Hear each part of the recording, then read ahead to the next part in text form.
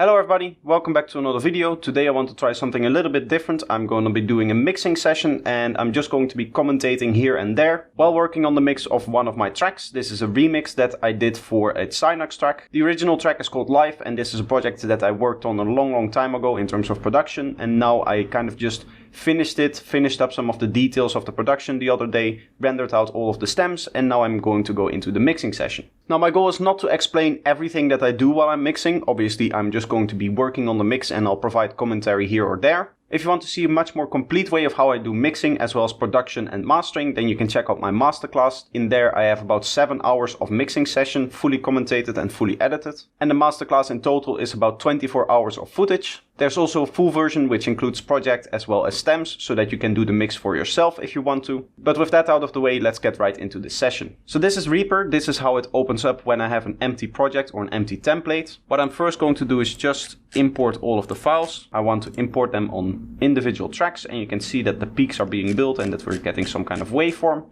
Now this is a very simple track, a very small track, a very small production. Now the intent for this track wasn't to be very complex like I like to do with all of my other productions. Usually I'll have 100 tracks, maybe 200. I even have a project that is roughly 350 tracks in total. But for this one I decided to keep it simple and really focus on giving each element its own uniqueness and its own power. And obviously with this being a mix for myself, I want to retain that property. So the very first thing that I want to do is I want to start organizing things. And I'm just going to be dragging things into the individual groups. For example, this analog pad is going to go into the pad group. This bell is going to go into the leads. This drop atmosphere is again going into the pad. Drop bass is going to go here. We have two synths which can go in here. This one isn't actually in the group. We have two atmospheres that we again can go and put in here. An impact that seems to be an effect. An intro arp can go in here. We have a kick. One of the things that I like to do is when I come across some drums or stuff like that, I like to select all of the drums that I can find and then just drag them up to the drums group. You might also find another bass somewhere, non-drop bass 1 and 2, because those are usually fairly high up. I like to put them like that all together. We have main synths. Let's put that in here. And then we're going to be making some groups here as well. Let's first get some of the leads out there. Is there more leads?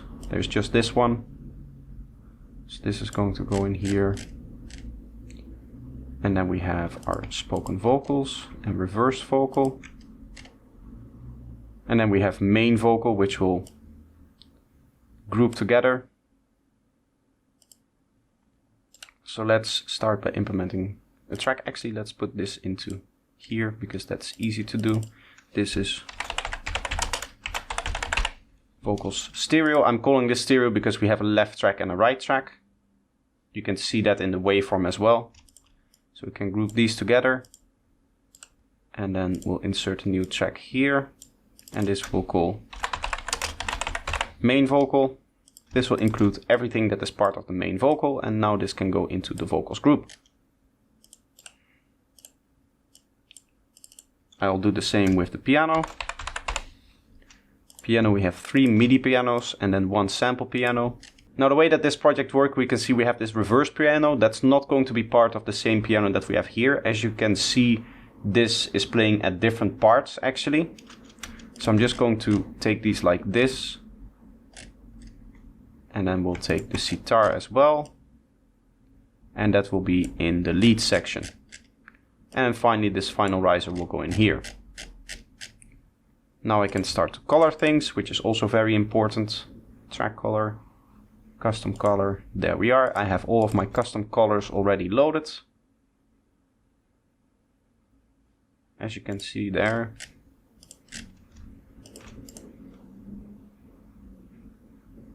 Custom color, that one. So now the whole project is colored, as you can see. This just helps me at a glance understand where I am in the project. And now before we can get into the actual session, what I like to do is first of all mute all of the individual tracks, apart from groups and stuff like that. So I'll mute this stuff here.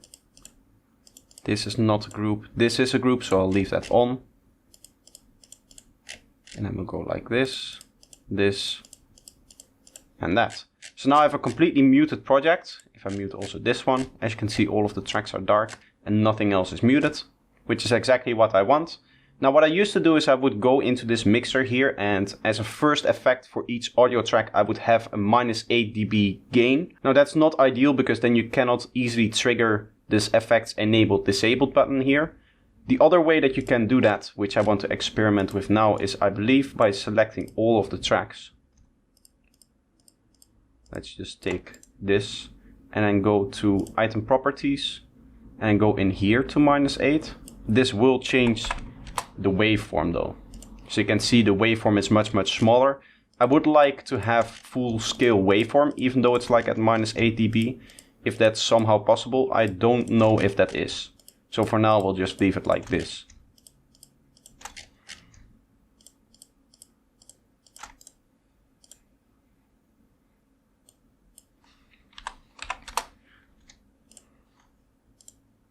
Now the reason why we do that is once I start turning on elements, I don't want to immediately use up all of the headroom. And all of the tracks that I just imported are actually normalized, so they are all peaking at -8 dB now. And I can just start by unmuting the first element, which is going to be the kick.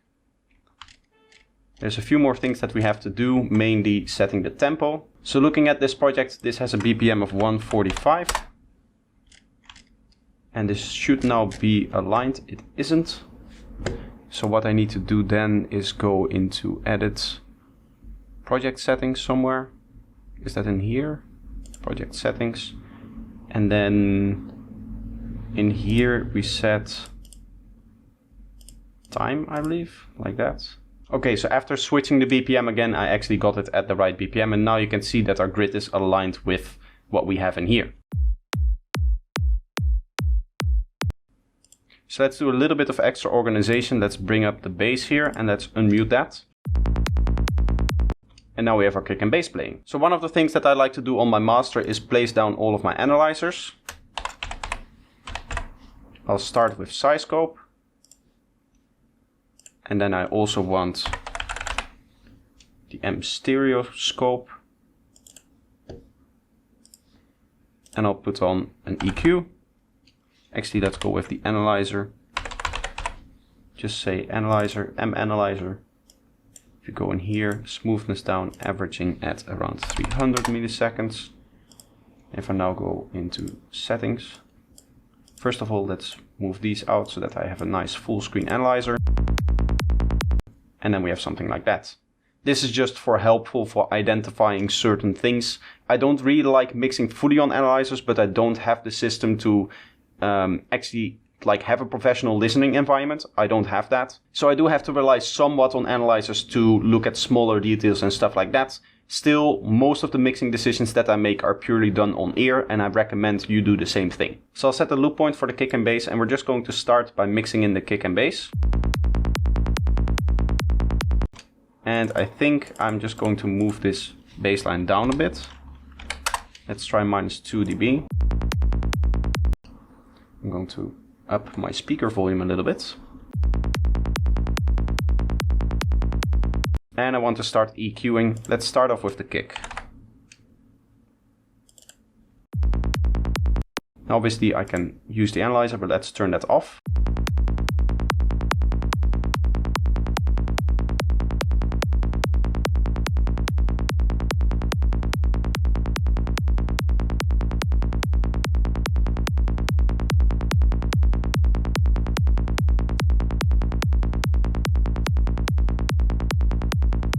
Getting a little bit of extra punch out of it there. We'll see if we need to do a little bit to the transient, give it a little bit of extra brightness maybe.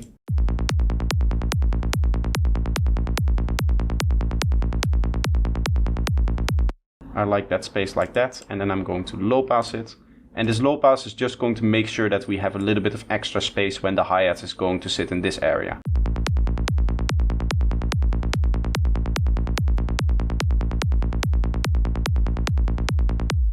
Maybe we don't need it and then we'll turn it off again if we have enough space left, but this is usually a good idea to make the space for the elements that you're going to add so that they don't fall kind of strangely into the mix once you start unmuting them. I'm also going to equalize the bass.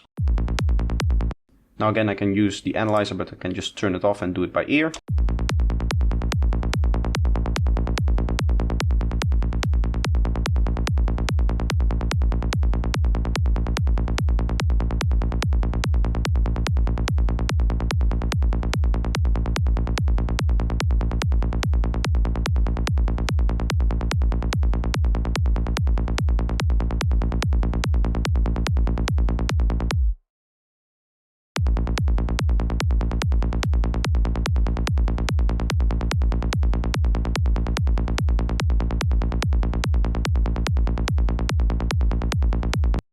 And you can see that we have the same kind of setup. We are also adding a little bit of extra energy at this part. And again, making space for the hi-hats that are going to go in here. So my next step is always to look into these drums. And that's what we're going to do here as well. So I'm going to find the space where they're all playing, which is for example here. And one of the things that I often find myself in need of is a drum bus for everything but the kick.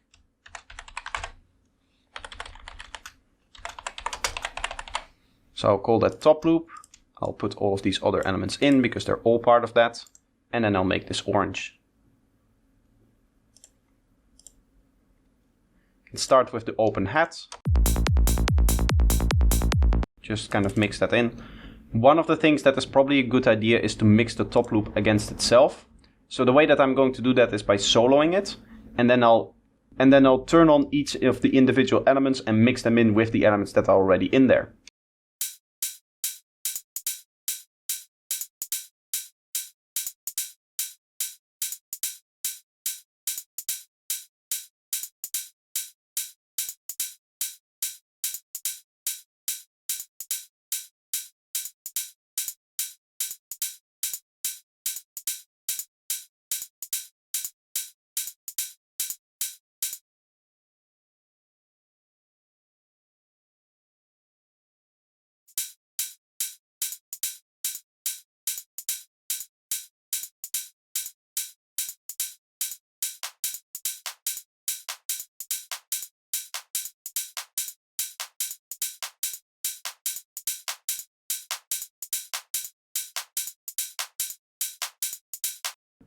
Now what I can do is I can unsolo it and listen to this in the context of the whole mix that we already have, which is with the kick and the bass. And then I can set the volume group of this whole group to mix all of these elements in together.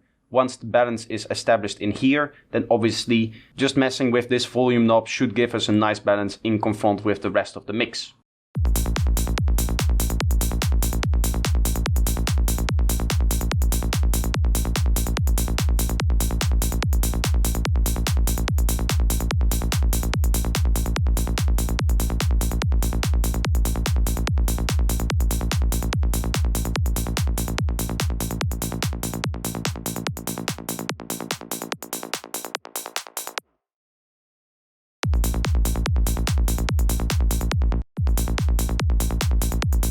Now there seems to be a little bit of a strange issue in that the clap doesn't really exist there, or it's a lot lower as we can see. So what I want to do is I quickly want to see if I can replace that.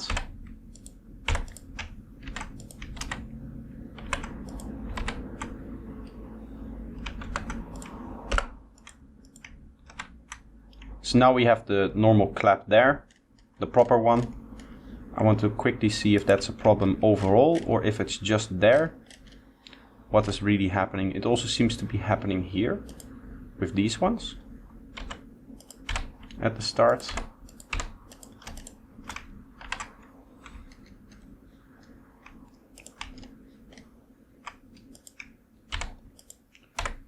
This might be an exporting issue or something like that. I don't exactly know why this is happening, but you can just make the space for it and then paste them in.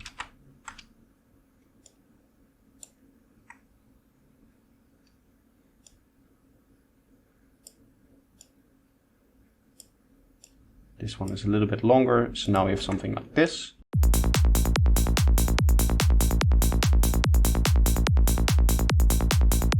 And now I can start to think about main elements. What you'll see is that at the beginning of this mixing stage, I'm really going through it kind of roughly, not applying any of the effects, not really jumping into really kind of like micromanage an individual sound. What I much rather would do is just roughly add all of the sounds to it and then play a little bit more with each individual sound once they're all added. So the way that I'm going to do that is I'm going to organize a little bit in terms of importance. Now this main synth is a very important element, I know that.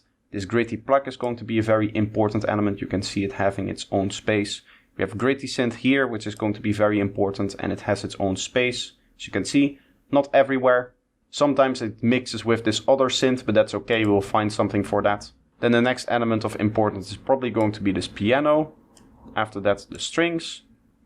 After that, the intro arp. And then we have some other smaller things in here. Let's just put this like this, for example, and then these two will be the smallest elements. As you can see, they play very sporadically, so very little importance. So we can start to add things to it. Obviously, I want to play these sounds when there's also a kick and bass playing so that I can mix them to that.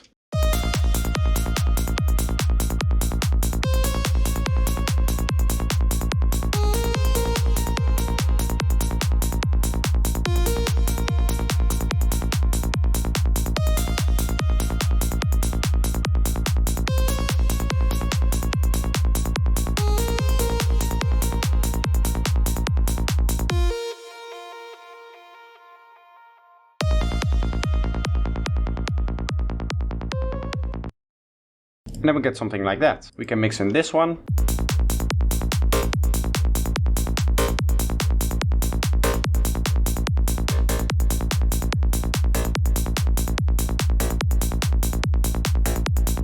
Here I think a little bit of EQing is nice. I'm just going to go with a starting EQ.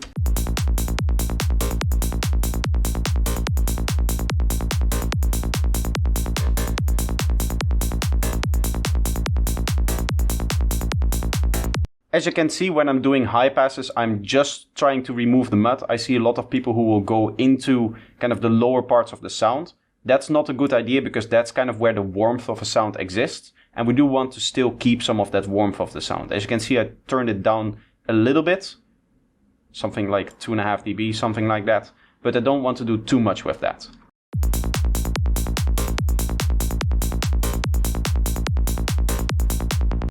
Now we'll move into the next one. As you can see, again, going very, very quickly, just trying to add as many elements to it so that then I can start to make the actual mixing decisions that I want to make.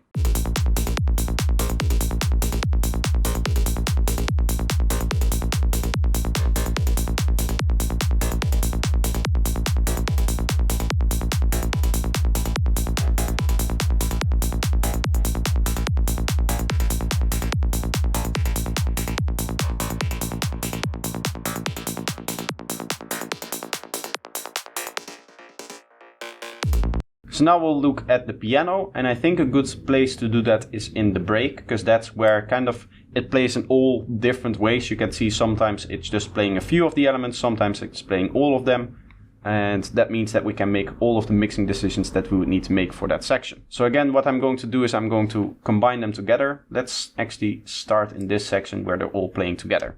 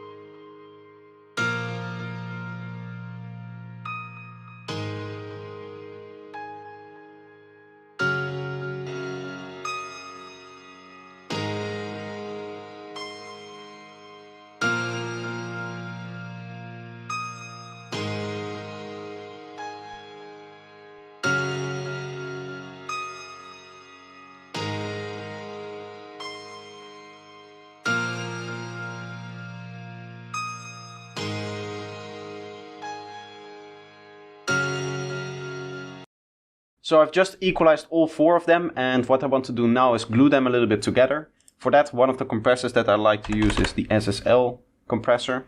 I typed that wrong. SSL comp. This one is by Waves, which I'm not going to get into all of the drama that is currently surrounding Waves or was surrounding Waves. They actually already backtracked on that decision. Just note for me that this plugin still works, so I'm just going to continue using it. I have nothing against the plugins of Waves. They do sound very, very nice. So that's the reason why I'm still be using them.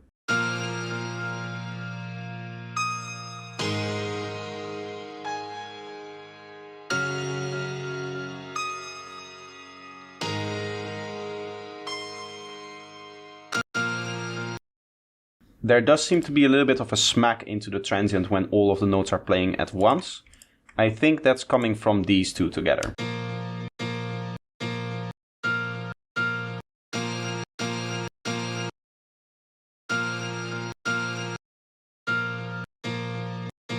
So maybe it's a good idea to process these first two together so that we can equalize them together.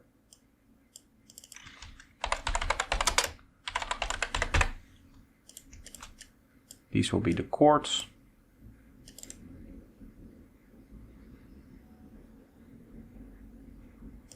And what I just want to do is remove some of that high end.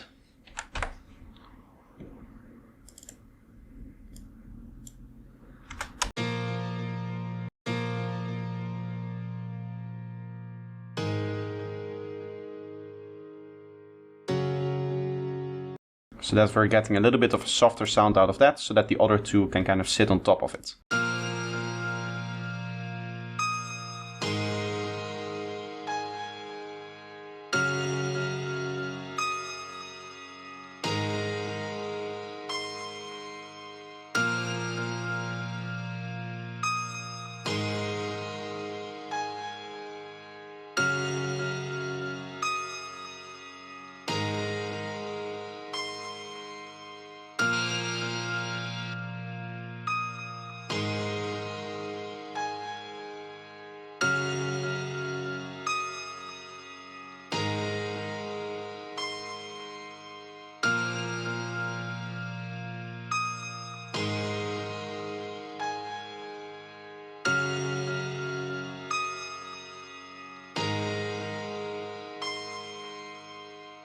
So what I also did is add a low pass here that's going to take rid of all of the kind of gritty, airy high ends that was sitting in this particular sound. This is the last one.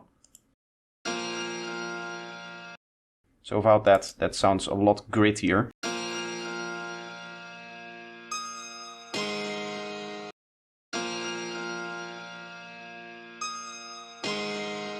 And this way it just gives us a little bit of extra space.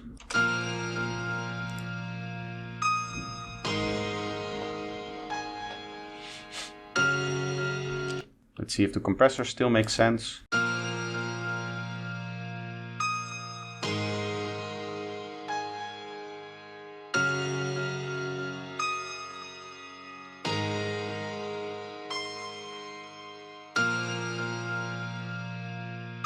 So this is just compressing whenever all of the notes play together, which is obviously when the sound is going to be much louder than if it was playing just individually, for example here. I don't expect the compressor to do anything here, which is nice because for just one piano sound, when you just have one piano sound playing or just a few kind of smaller notes, we want to keep them a little bit more dynamic. So I'm going to go with some strings here as well that will unmute.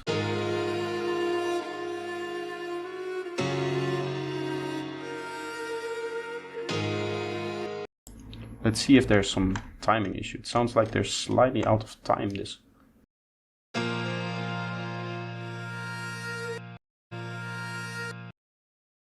It does sound like that's out of time. See if I make this a little bit shorter, if I can put it in there a little bit nicer. Let's just see what happens if I move it like this.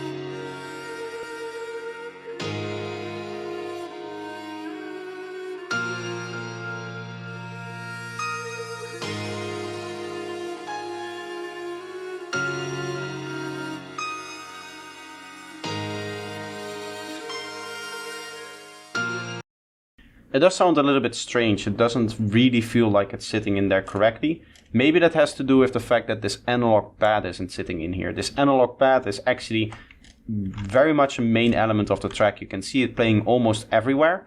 And I think that might be currently not like masking what is happening with the timing. Let's see what happens if we turn this on.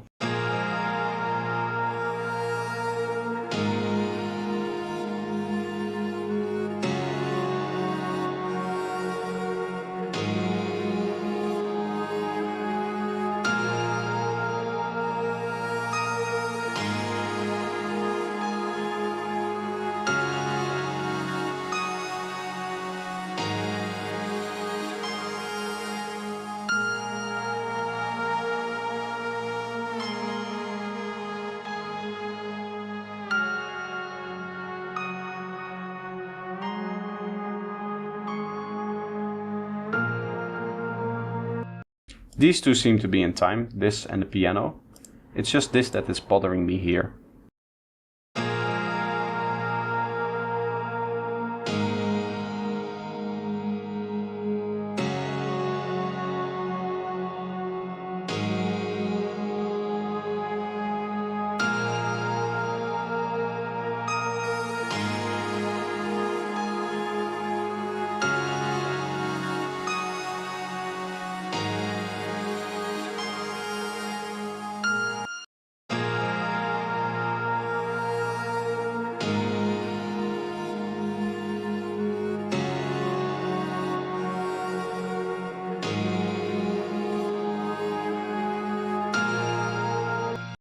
I think we have too many elements fighting for the same mid-range space when this is happening.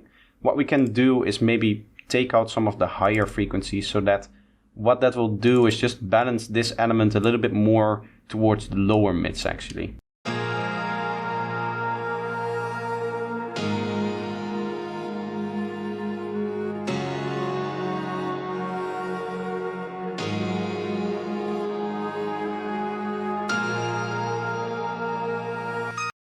And then for this one, we'll give it a little bit more priority, like in here.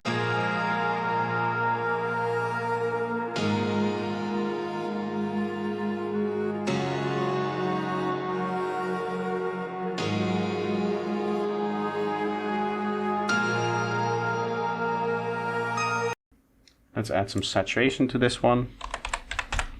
See if that can bring it out a little bit more.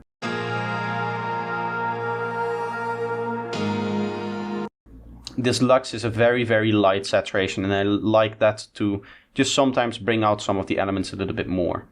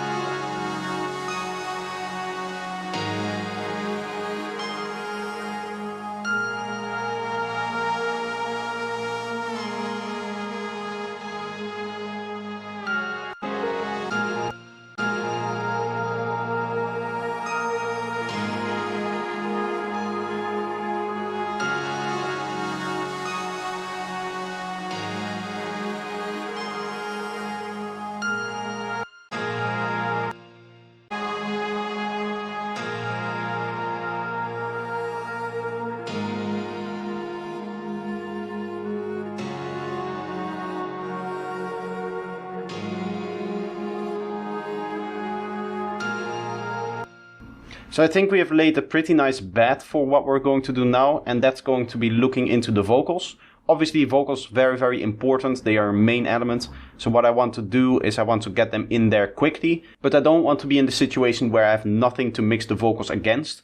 Vocals, obviously, when you're putting them in the track, they need to sit in the track perfectly, and therefore you already need to kind of have the mix down for all of the other elements.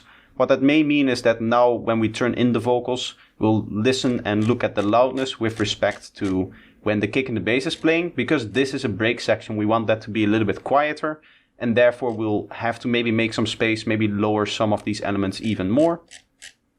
But let's just have a listen. I'm going to start again by just turning everything on and hearing what it sounds like.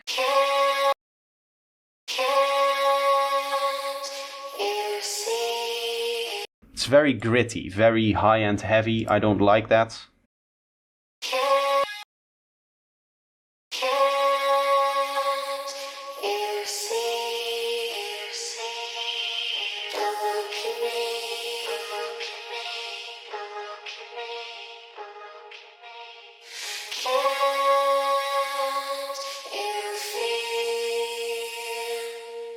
Actually, these vocals had to be retuned because I wrote the track in A sharp and the original track is in D sharp. So they're not going to sound perfect, and there's going to be a lot of artifacts. We'll have to try to work around that as much as possible. Unfortunately, I just don't have the capabilities to get the highest quality vocals for this track, and we'll just try to fit them in and mix them in as best as we can. Let's give these vocals a little bit more body by targeting the main vocals here.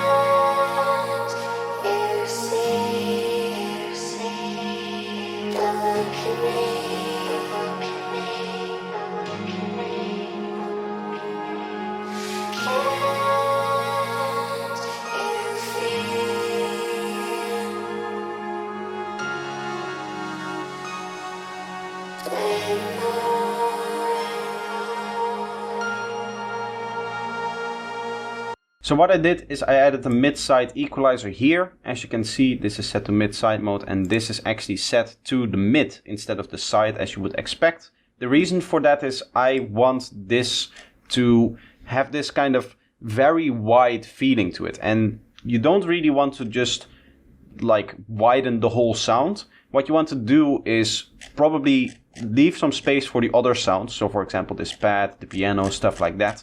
And then just individually move away some of the frequencies. Now, this frequency area sounded very nasally for me with this current setup. Obviously, we boosted it in here. This is the same frequency area. But what this does is it boosts it a little bit in the stereo width.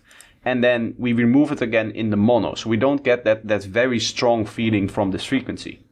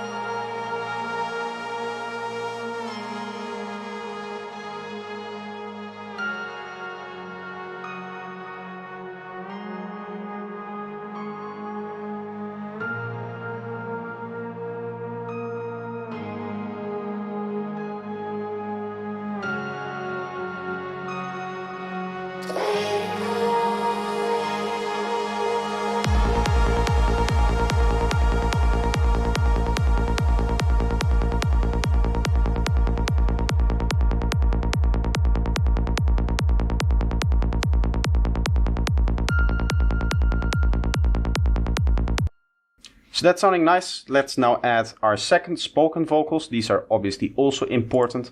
This is what continues the story right here in this part. I'm actually going to lower this a little bit. Let's lower it by like 2 dB, I think.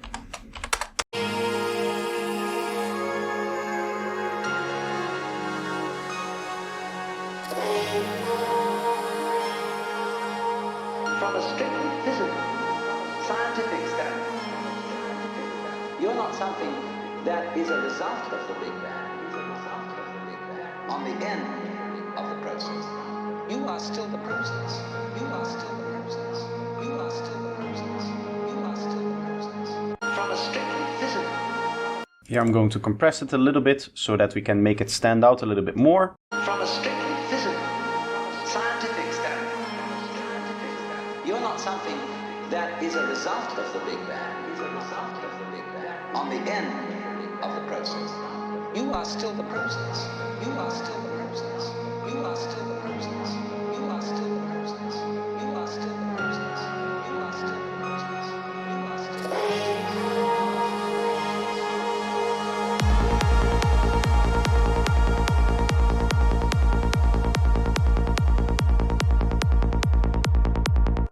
That's sounding nice. I like that. Let's now go into this last one. This is sitting in the drop, so we'll have to treat it maybe a little bit differently. Actually, you know what? We'll look into all of the other elements that sit in here, mainly this one. Let's do that one first.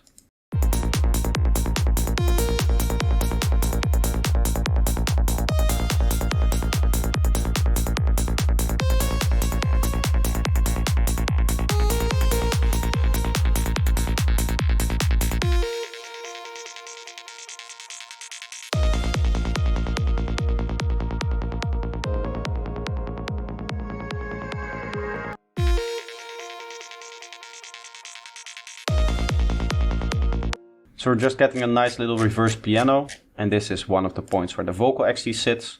So let's have a listen to this vocal now. Now that we have this element in here, it's much easier to actually mix it in. One of the things that I want to look at is the volume of this lead as well.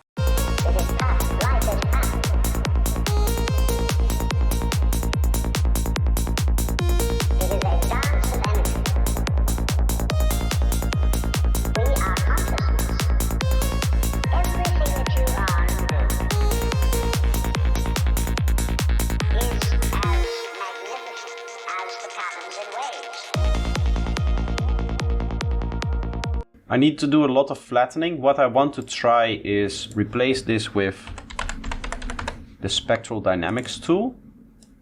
If I go into the edit mode, we can set the threshold and then just take out all of the highest harmonics a little bit in terms of with a little bit of compression.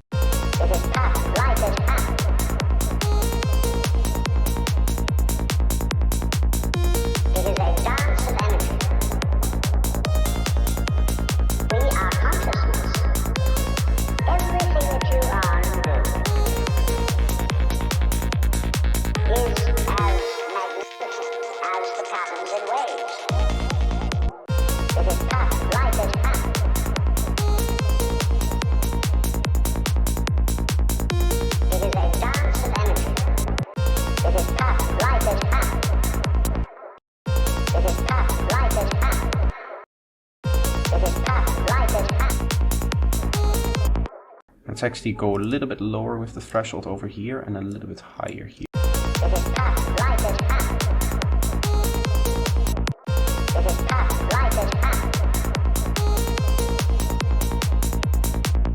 I really need this to bring out some of the high frequencies so that it's a little bit more understandable. So we're already ducking the kind of mid frequencies. Now all we have to do is bring out the higher ones. I want to try Lufticus for that, and instead of 40k like I usually do with the Lufticus, which I really like for some kind of nice clean air frequency to it, I'm going to go with like, let's go 10k for this.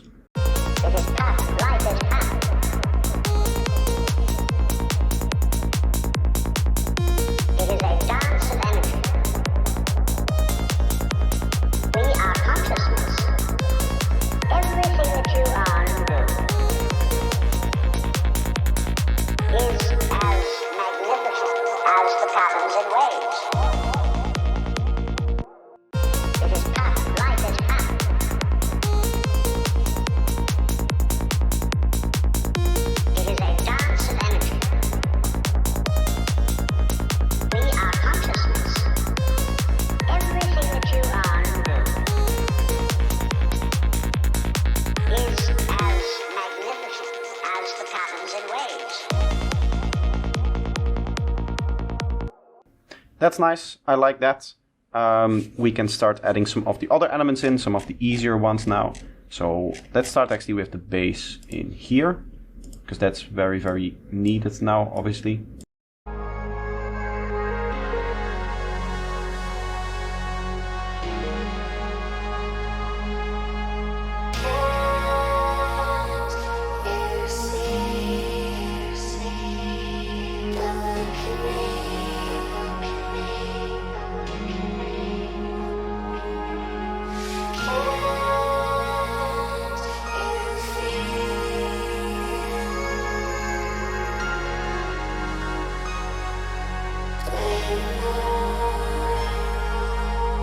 From a strictly physical, scientific standpoint, you're not something that is a result of the Big Bang.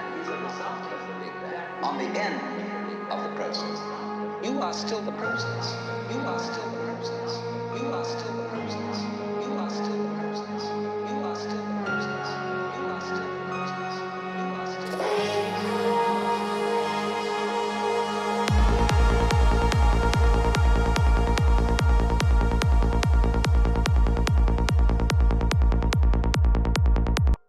So there's a lot of listening involved. As you can see, I'm constantly kind of listening to whole sections. What I don't like to do is listen throughout the whole track. I really like to identify one of the sections that to me is the most important, that is most standing out. When we're doing all of these lead stuff, obviously then that's going to be the break, because that's where like the lead vocals are and some of these other vocals. I did listen to this part of the drop as well. So we kind of have this little section of the track that is a good representation of what our track is going to do when it's like fully mixed. What I'll try to do at the end is just listen through the whole thing and see if there's any details that I still need to work out. What I just want to do now is just finish up adding all of the other elements. So for example, now in the intro, let's have a listen to this part here. This is where, for example, the bass comes in. This is already a bass for there. Where does this sit? Okay, that sits in there. So let's quickly listen here.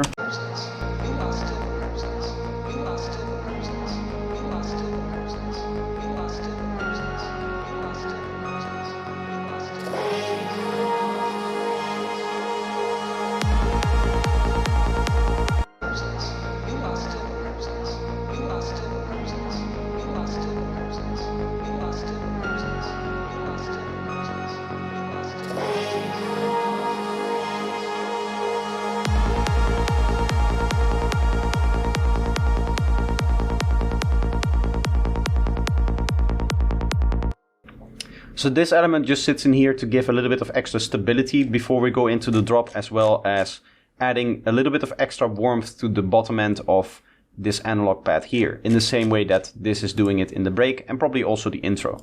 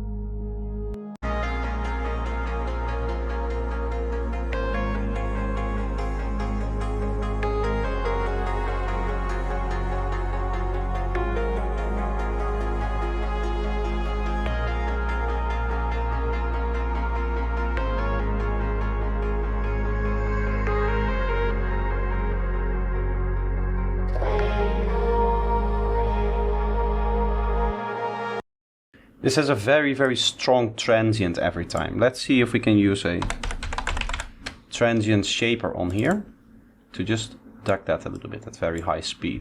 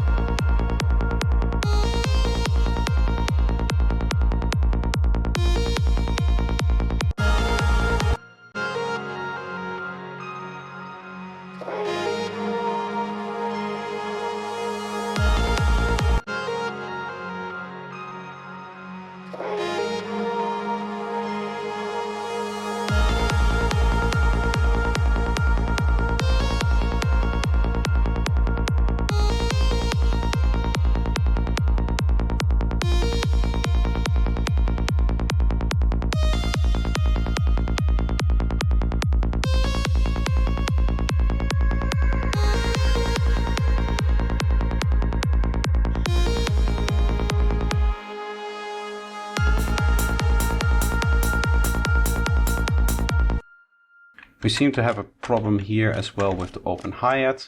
There's this weird thing that seems to be happening in this group in particular, where the first thing just sounds strange. Maybe in the production. Oh.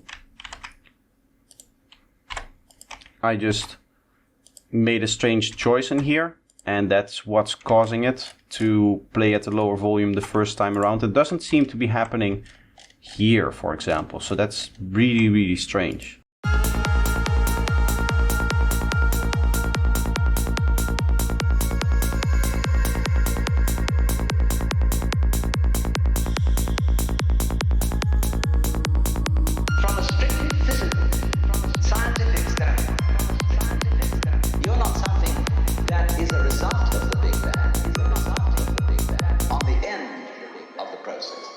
You are still the process. You are still the process. You are still the process. You are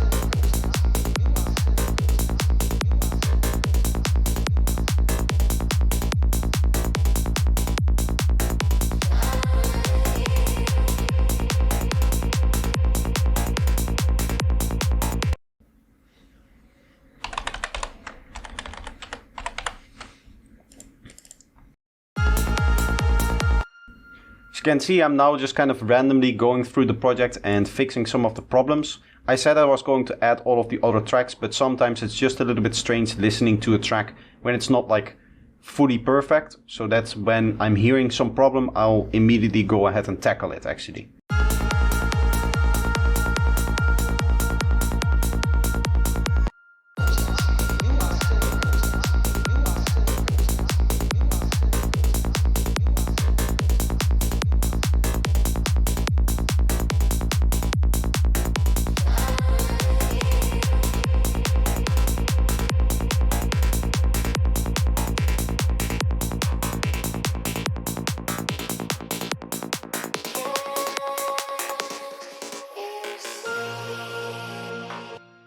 So here I'm just using this compressor to really beef up this individual synth so that it fits more in line with what this other synth is doing. So let's have a listen to some of the atmospheres that we need to add, for example.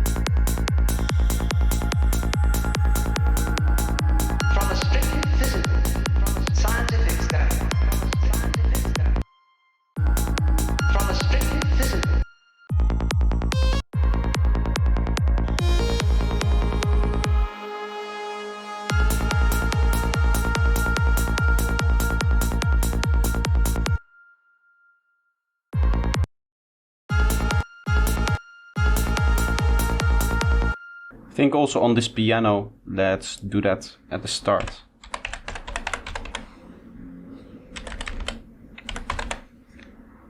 Some spectral dynamics. there's sometimes like this individual resonance in there, which I want to remove, right? So you can see it right there. I think the way that we do that is this lower, very fast attack. I don't want it too fast actually. Let's keep it at like 50 milliseconds. Give it like a nice long release. And then let's set nice high ratio.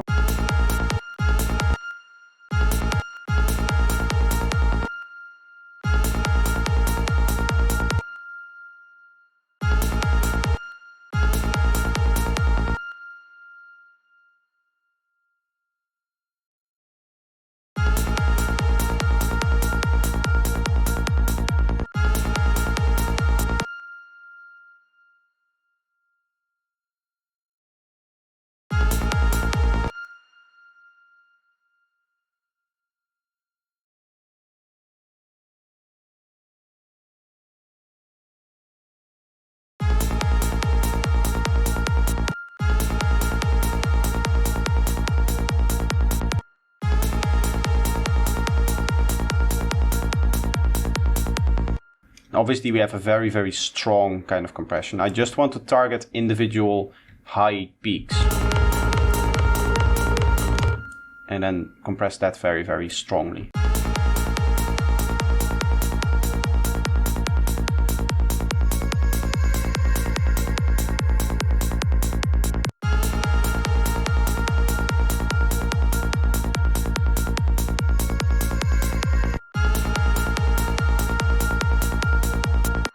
It still has that.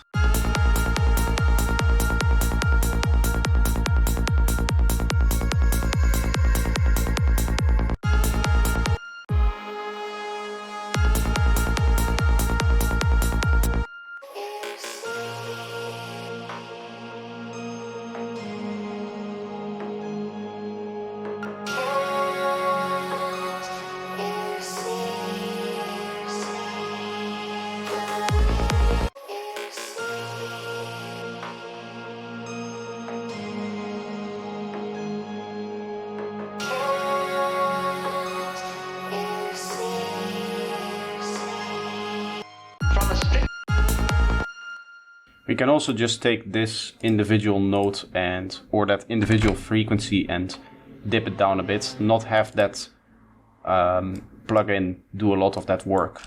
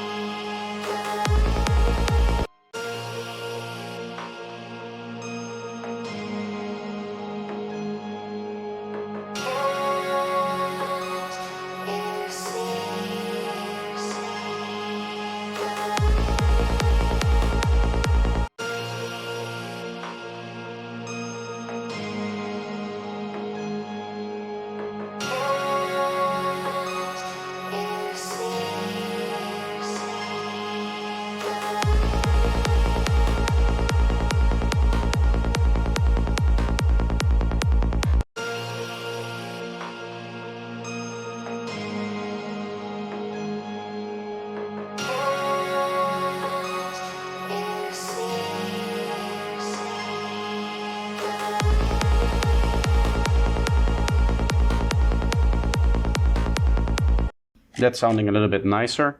One of the final main elements that we need to add is this atmosphere here.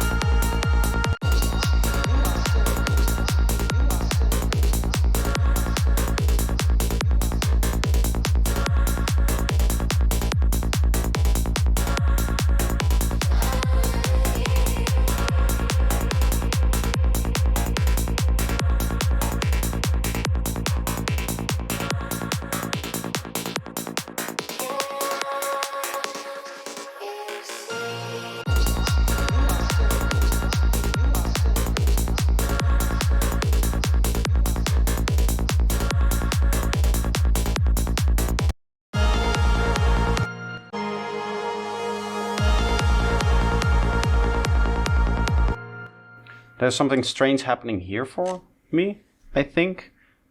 Let's see. Oh. Normalize turned off.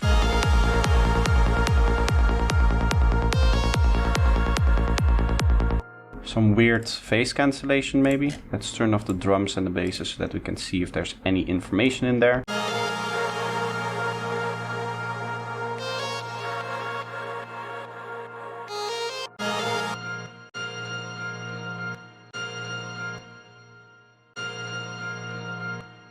I think it's that. I don't really need that very low frequency, so I'm going to again lower it, but I don't want to remove any of the content that is in here because that's still important for the warmth.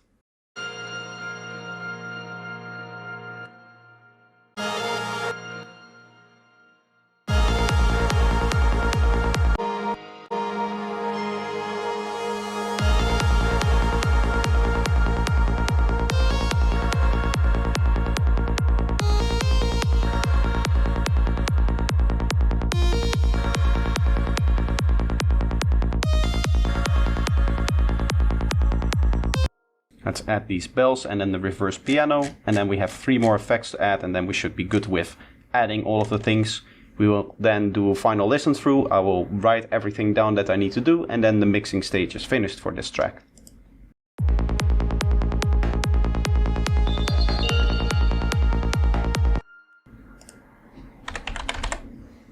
This one I want a big delay. Probably gonna go with Echo Boy actually.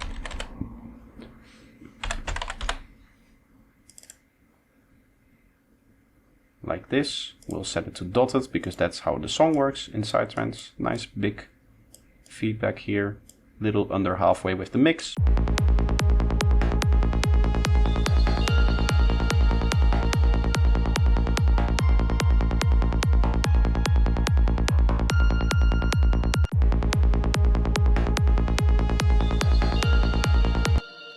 Again, we don't need that lower rumble there, so it's a good idea to just slightly remove it. I'm again not going to cut into this lower mid-range because I do want to keep that part of the sound.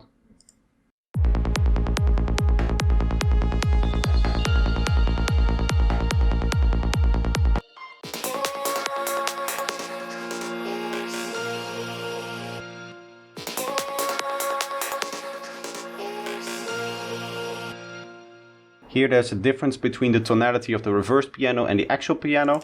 It does sound like it becomes brighter when we go into the actual piano. I do like that, but I don't want to have that losing of the mid-range. So again, I'm going to just slightly lower it off at the roll on at the lower part here.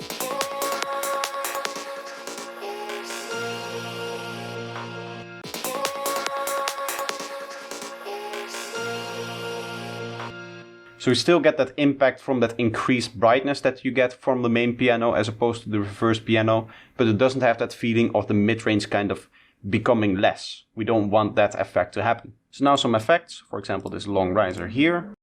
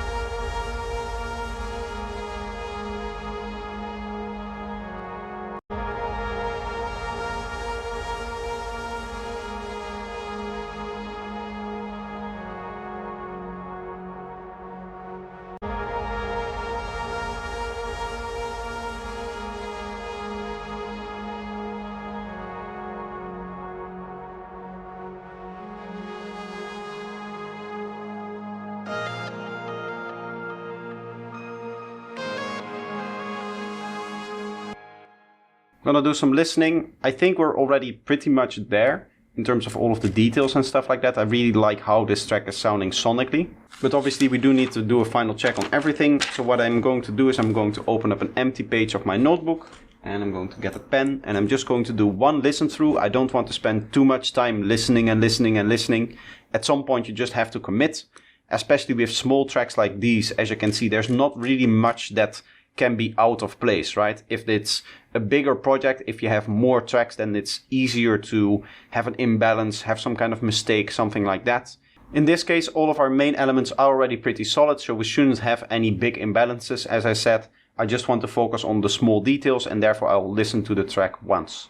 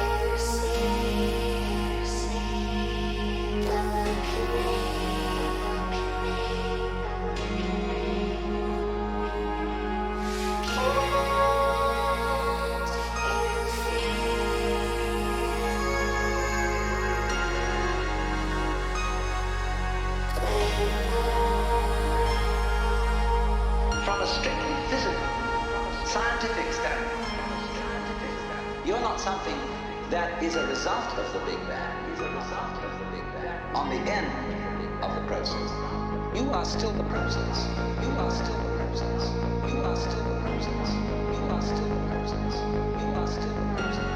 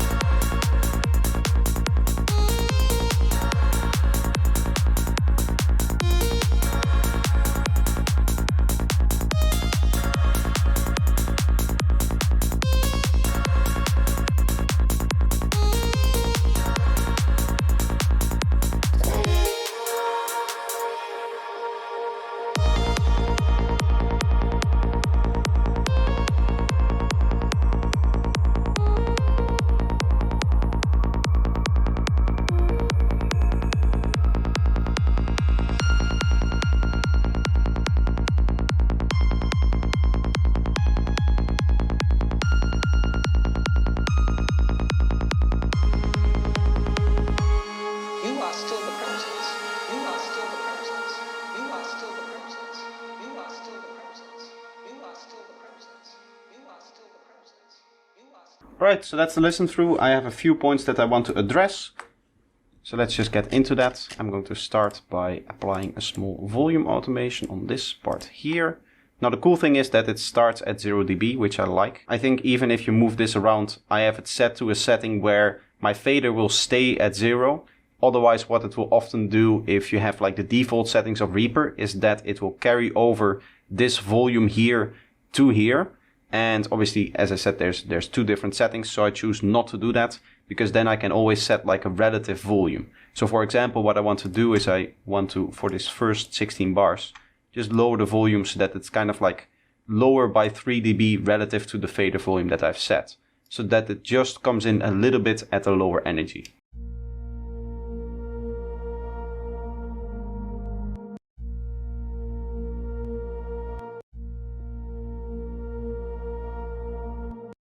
Obviously, I don't want the sub bass to be so in your face as it was without that volume automation. Second thing is we actually forgot to add one of the tracks, and that track is this reverse vocal, which is hiding right here. There's actually a few places that it plays, mainly here.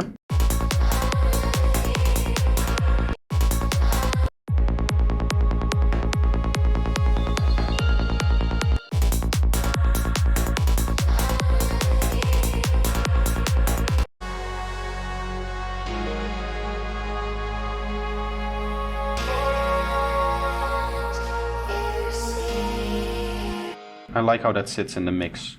That does sound really nice. One of the things that I want to check is the stereo width of these two together. If it's not too mono.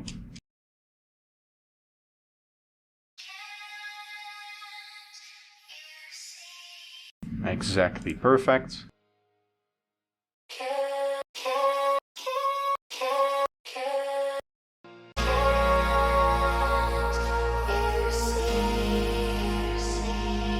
We have a nice strong vocal line there.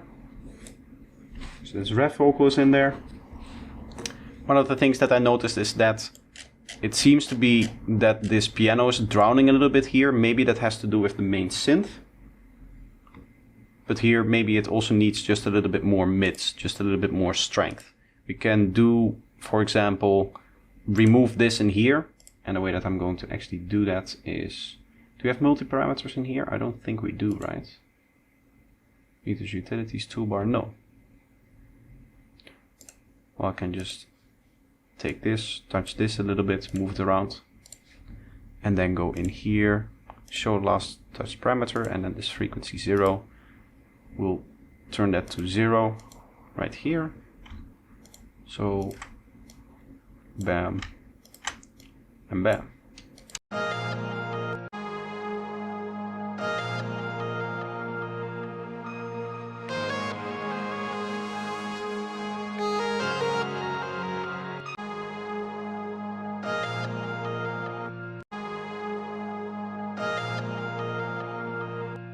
So that gives us a little bit more low end actually, or mid-range from that.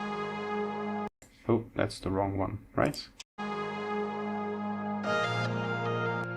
We can even boost this one a little bit if we want, if we actually want an even stronger mid-range.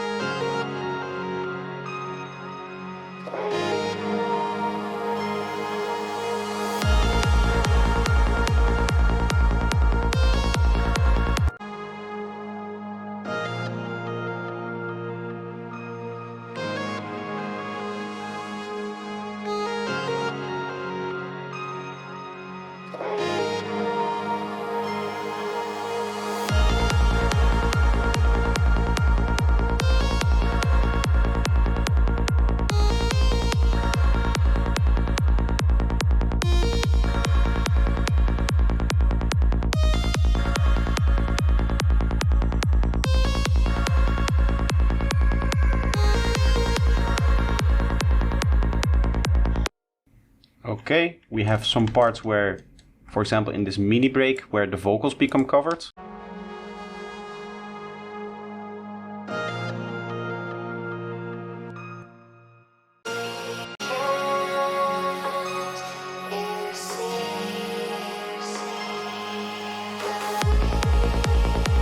So for example, this is slightly covering up the vocals there. I'm gonna go for very subtle volume automation over 8 bars, and then I'm just going to like drop this. Let's go like 2.5 dB, something like that. Just out of the way of the vocal there.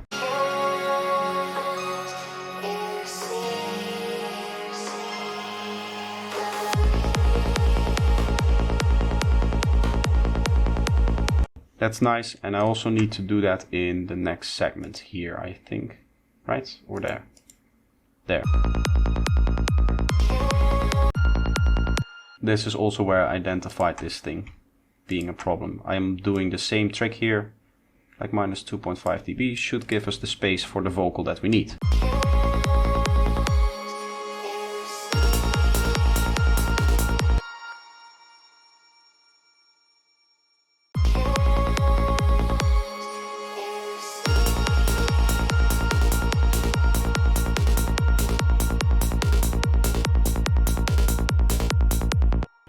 That's nice. That's this one and this one striped off. I want maybe try a little bit with the bass. One of the things that I want to do is trim volume. Let's actually go for yeah, let's go for the low pass filter on that. Equalizer, we already have the low pass filter. We just touch its frequency and then we go into trim, last touched, frequency 6. And I just want to lower this low pass significantly going into this section here. So this is now, let's go like minus 40%, something like that.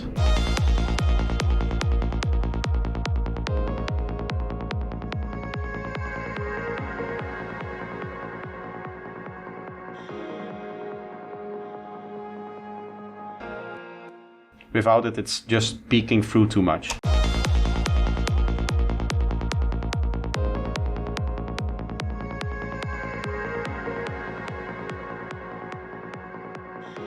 You're keeping that click in there, which is not really what I want because it distracts from what's going to happen in the break itself, right? All of the vocals coming in and all of the other things coming in. We want this kick and bass obviously to go out of the way of what is going to start right here, or a little bit later actually, the vocals. But this is where the pianos and the strings also start to play and all of that stuff. So we really want to make space for that to happen, and that's why we use this low pass filter. One of the final things is that there's a little bit of a strange frequency in here. Now I'm going to just isolate it, and I'll throw on a new equalizer.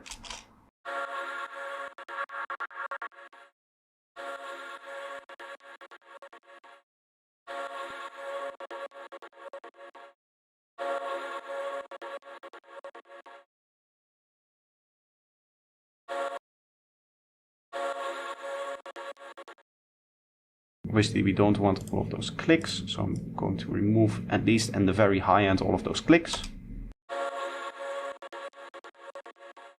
The clicks are a little bit part of the kind of rhythmic idea here, but we don't want those to dominate in the very high end and kind of become annoying clicks, right? The very high frequency spikes, we don't want those.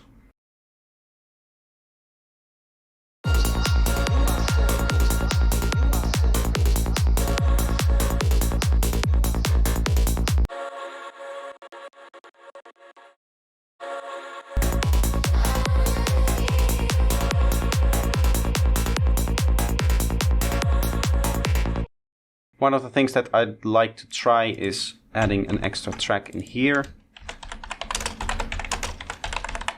for a little bit of extra grit on this drop bass here. And the way that we are going to do that is by sending it this. Now we have to buy bass twice. And we can use an EQ.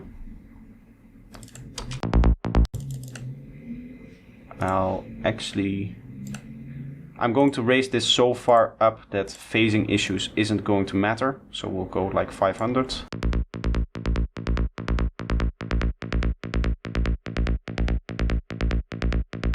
We're gonna get some phasing issues in here, but the reason why I'm still doing that is with a bunch of different effects. For example, the stereo generator.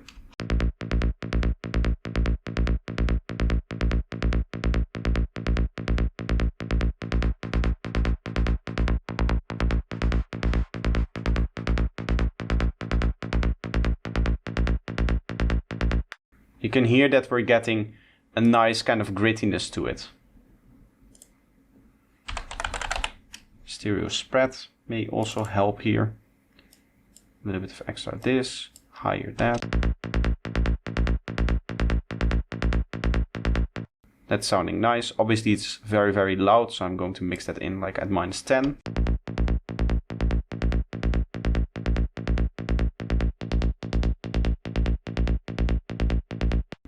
Let's listen to that in the mix.